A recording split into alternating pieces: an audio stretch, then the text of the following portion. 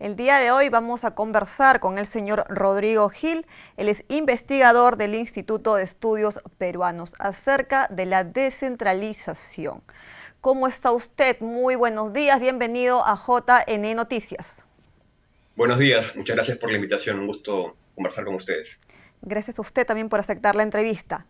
Como sabemos, las manifestaciones y protestas se han puesto en el tapete otra vez. El tema de la descentralización y el divorcio de Lima con las regiones. Estos hechos entonces son pruebas palpables de que fracasó el proceso de descentralización. ¿Cómo lo ve usted? Sí, definitivamente parte de las demandas, de las consignas que hoy en día se pueden ver en las protestas que suceden en todo el país tienen que ver con una raíz común que proviene de un proceso de descentralización que tiene más de 20 años en curso, que comenzó en el año 2002 y que ciertamente ha generado más problemas y retrocesos eh, que beneficios y virtudes y que, bueno, hoy en día desencadena en cierto modo también los reclamos de los manifestantes que se movilizan en todo el país. Así que sí, hay un punto de partida allá por el 2002 que hoy en día lo podemos todavía seguir viendo.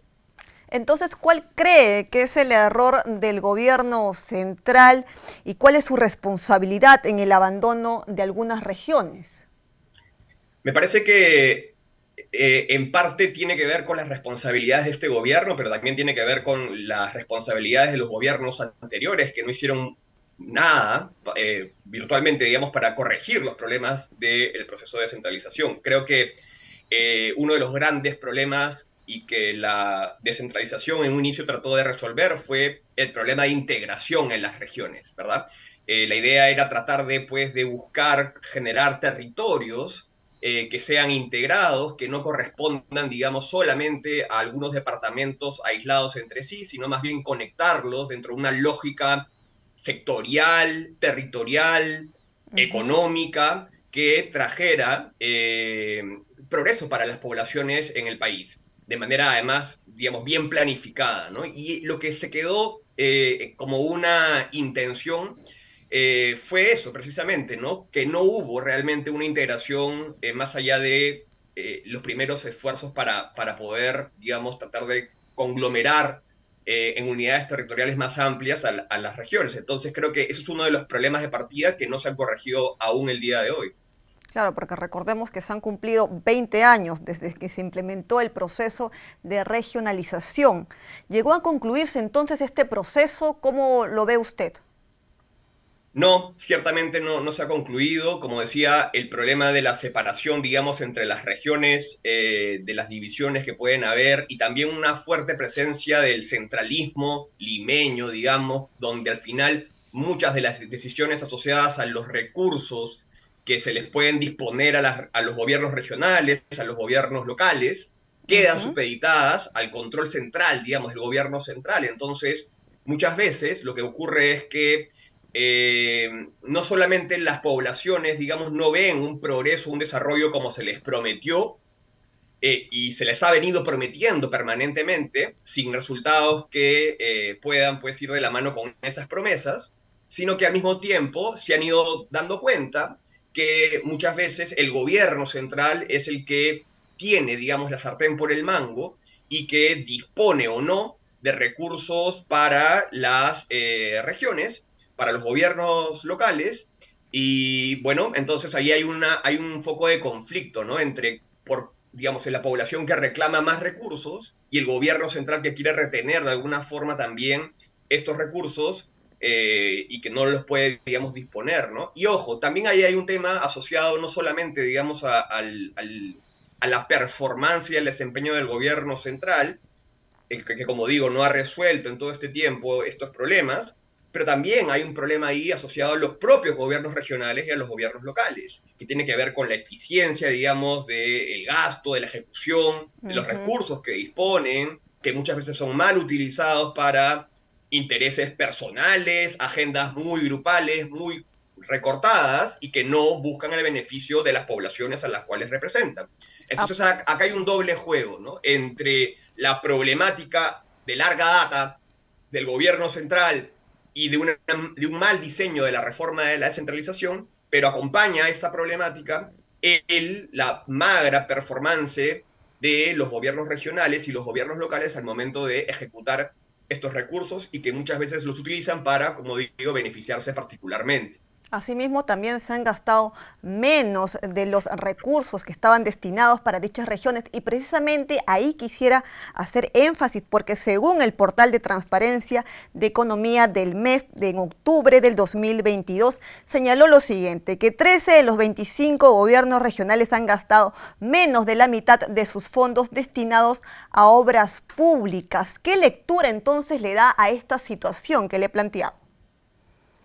Sí, ahí hay dos cuestiones que me gustaría resaltar. La primera tiene que ver con el diseño mismo de la descentralización. Se les dio competencia, funciones, recursos a las regiones prácticamente de un momento a otro, ¿no? Y al mismo tiempo, digamos, se les brindó las mismas competencias y funciones a los gobiernos locales, a los gobiernos municipales, distritales, sin pensar en la cuestión técnica asociada a estos recursos. Básicamente se descentralizó funciones y competencias, pero no se pensó cómo se iban a diseñar, priorizar políticas, programas regionales, sectoriales, una capa técnica a nivel de las regiones que pudiese implementar aquellas cosas que trataban de hacer de la manera más eficiente. Eso por un lado. Y por otro lado, hay un tema también asociado acá a, digamos, quiénes son los que llegan al poder en las regiones, al poder político, a los gobiernos regionales. En el sentido de que hemos visto durante los últimos 20 años que ha habido pues una predominancia de los movimientos regionales, ¿verdad? Ganando permanentemente o mayoritariamente en las regiones en las cuales compiten, pero que por digamos, por una mala preparación en cierto modo de quienes llegan al poder y por unos escasos incentivos para priorizar esfuerzos de desarrollo integral en sus regiones, pues ven que su mandato es de corto plazo, ahora más que nunca que no hay, digamos, desde el 2015 una reelección inmediata para gobernadores regionales. Ajá. Entonces, lo que buscan hacer es utilizar esos recursos que tienen en un momento dado para hacer obras para favorecer a aquellos, digamos, que votaron por los candidatos en el momento electoral, pero no para favorecer a toda la región o para favorecer a quienes brindaron recursos de campaña, ¿no? Y de alguna manera poder dar como una contraprestación, digamos, a lo que se les dio, se les brindó para hacer una campaña electoral. Claro. Entonces, los incentivos para promover un desarrollo e invertir esos recursos de manera sostenida no están dados Así en las también me regiones. gustaría poder conversar con respecto a los gobernadores regionales, cómo manejaron los recursos, por ejemplo, en el tema de salud y de educación, que también sería importante tocar, ¿no? ¿Cómo los manejan ellos? Sí, hay una cuestión también obviamente importante en el sentido de que virtualmente lo que hizo la descentralización Ujú. es decirle o brindarle, digamos, a todas las unidades, a los órganos de gobierno descentralizado, darles competencias para realizar obras básicamente en casi todos los sectores, ¿no?